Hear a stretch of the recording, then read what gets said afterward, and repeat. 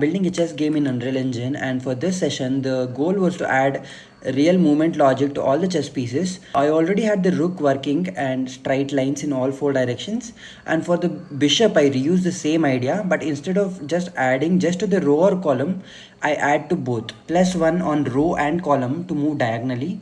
Once that worked, the queen was basically free. I just combined rook and bishop logic.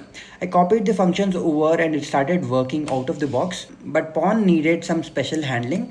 It only moves forward and the forward depends on whether the piece is black or white. So I add a simple boolean in the base chess piece class is black. If the piece is black, I change its material. And for movement, white pawn increases the row while the black pawn decreases it. For the knight, the logic was two steps in one direction and one step in the other direction.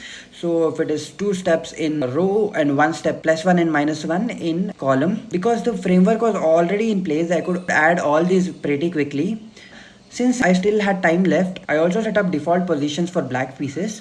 If a piece starts on row greater than 5, I mark it as black and each black piece sets its own material. So now I have a full board with proper movement logic. Next up, we implement the capture logic.